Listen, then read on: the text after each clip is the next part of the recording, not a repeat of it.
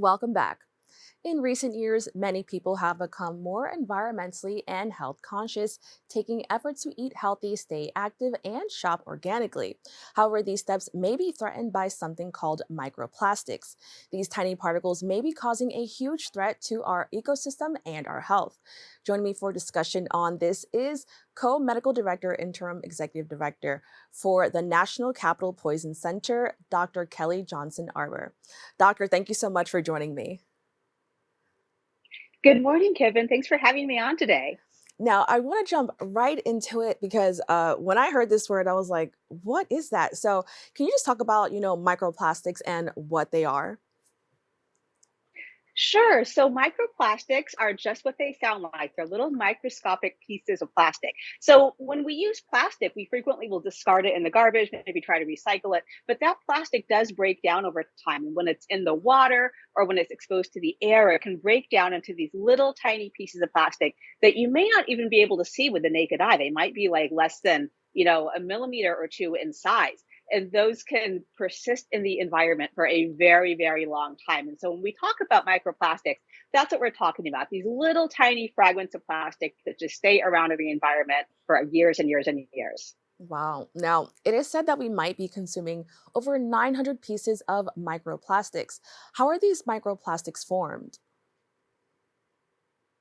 So again, when we use plastic and we discard it, it usually goes into a landfill. It may end up in the water. And when it's exposed to water or windy conditions, these pieces of plastic just break down over time. So plastics do not biodegrade well in the environment. They persist forever or for a long time.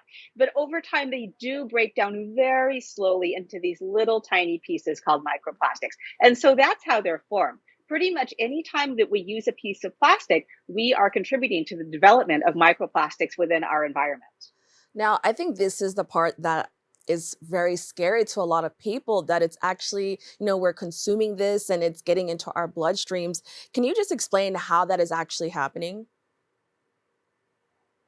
Right. So these pieces of plastic, Kibin, are very small. We can't see them, but they're all over the place. They're in the water that we drink. They're in the food that we eat. They're even in the air that we breathe. Again, they're so small that we can't see them. If you drink bottled water, for example, some people might want to choose bottled water to drink instead of tap water, thinking that it might be healthier or have less contaminants in it. But bottled water is contained within plastic bottles frequently, and those plastic bottles do contain little pieces of microplastics that will be consumed into our bodies when we drink the water. So it's essentially impossible for us to avoid exposure to these microplastics, and they do get in our bodies on a daily basis. Well, I was just going to ask, are there any regulations to avoid microplastics in our food or everyday items that we use? But you said it's almost nearly impossible. Do you know if people, are still trying though, just to make sure that, they aren't getting into our food or, the things that we drink? So it's pretty hard to regulate them in food because, again, a lot of foods do use plastic packaging, whether it's a plastic wrap or a plastic container. Plastics are, for better or worse, part of our daily lives these days. There was one law that was passed back in 2015. If you think back several years, we used to have little beads that were present in cosmetic products and facial exfoliators and hand sanitizers and other cosmetic products. And there was a law passed in 2015 to ban the sale of those products in the US because those little beads are more or less microplastics. And so microplastics have been phased out of rinse off cosmetic products. So this would include facial exfoliants and shampoos and body washes and even toothpaste. But in terms of foods, there's no laws that I know of that prevent the use of microplastics in foods. And again, anytime that we do use plastic in our lives, we are going to be exposed to those microplastics. So in foods, unfortunately, microplastics are still there.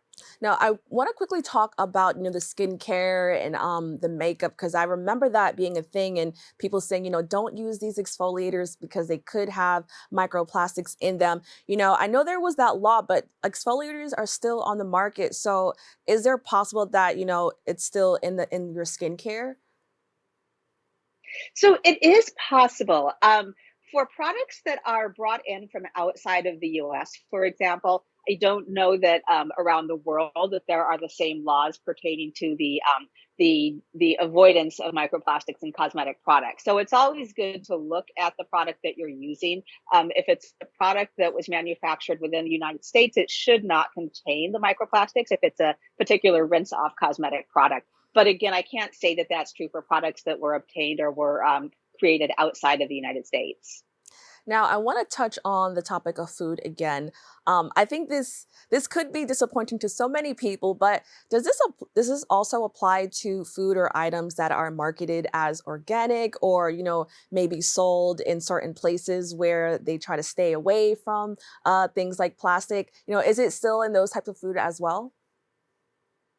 So it can be. It's interesting because organic really refers to the avoidance of pesticides and certain additives in food products. It doesn't really pertain to the use of plastics. If you get foods from an organic grocery store, they can still be packaged in plastic materials, and that will contribute to the presence of microplastics in those foods. If somebody is trying to avoid microplastics, they can do certain things. I mean, you can't completely avoid these plastics, but you can minimize your exposure by doing things like avoiding the use of plastic utensils, avoiding the use of plastic takeout containers, using stainless steel or other metal containers, and even just not using plastic, reusable plastic bags. Those just minimizing our daily exposures to plastic is probably the best way to reduce our exposure to microplastics.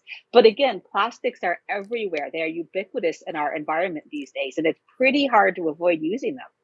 Now, you talked about like staying away from certain things like plastic bags. I know in New York, there was a ban on plastic bags, like, getting them from the supermarket and stuff like that. And that was just like one step to help. What are your thoughts on things like that, when the law gets involved and say, like, hey, let's try to reduce our use of plastic?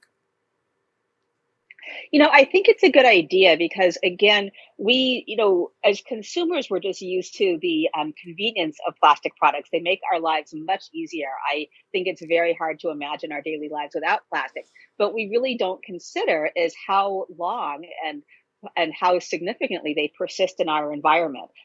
Every piece of plastic that we use, we're going to discard or throw out at some time, and that is going to persist in the environment for years and years and years. It's not like you can just easily break down plastic. So I think it is good overall for us to be very aware of the quantity of plastic products that we are using and to try to reduce our exposures to those products.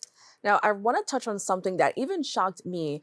These microplastics may also be in some of, the cooking utensils we use, like Teflon pans. I was really surprised to know that, several media outlets are reporting that one crack on the surface of a Teflon coated pan could shed roughly 9,000 plastic particles. I want to ask, first of all, is this true? And, what should people, be feeling about, the stuff that they're cooking their food in is also probably releasing this type of plastic? You are completely right about that. So there was a study that came out recently that did show that when Teflon is damaged, which is if it's scratched or cracked, it can release microplastics. So, like many things in our world, Teflon makes our life easier. But again, Teflon is a form of a synthetic plastic, so it can potentially release these microplastic particles when it is breaking down or when it's damaged. So, absolutely, when it's inert, when it's by itself and in good condition, Teflon is very inert. It doesn't really do much to our bodies. You can get some symptoms if you breathe in fumes from burning Teflon, for example. But when Teflon is damaged, absolutely, it's certain based on the available evidence that we have out there. When it's damaged, it can release these very small plastic particles that do get into our bodies. Now, the key is we don't really know what happens when those particles get into our bodies. We know that we are all being exposed to them. But again, plastics are very new to our lives. They've only been around in widespread use since the 1950s. So we don't really have long-term studies on what's going to happen when we are exposed to these particles on a daily basis, but we do know that they can get into our cells, into our bodies, and so they may certainly affect bodily functions, inflammation, even maybe even cancer growth, but we need more research on that. Now, we talked a little bit about this, but can you talk about, is there any way that people can avoid these microplastics? What can people do? Should they possibly stop buying Teflon pans? What is the best course of action? So, all right. Again, I think it's really, really tough to avoid microplastics entirely. They are all over our world every day. But I think what's really good for us to do as a whole is just be aware of what we are using, be aware of the amount of plastics that we use every day. And if possible, try to reduce our exposure to them. So, if you can do anything, if you can cut down on, reusable plastic containers, if you can use metal silverware instead of plastic silverware, if you can use water that's packaged in metal containers, reusable metal water bottles instead of plastic disposable water bottles, these are ways to potentially reduce our exposures to these particles on a regular basis. All right. And I also wanted to mention, I know there, like people say to use reusable water bottles. I know some of those water bottles are made of like harder plastic. Is that also okay? Or as you mentioned, like, should they just stick to metal? I would say stick to metal. So, regardless of whether it's a softer plastic or a harder plastic, once you throw that water bottle out, it's going to persist in the environment for decades and perhaps even longer and release microplastics. And also, while the water is in the water bottle, while you are drinking it, little minuscule pieces of plastic certainly may break off and into your body. So, if you are somebody who is concerned about exposure to microplastics, I would definitely advise that you use a metal water bottle, a metal reusable water bottle, and just avoid use of plastic water bottles altogether if possible. All right, doctor, thank you so much for joining us and educating us about this topic. Thank you again for having me on today. To stay connected to the National Capital Poison Center, please go to their website at www.poison.org and stay tuned for more. We have more open right after this.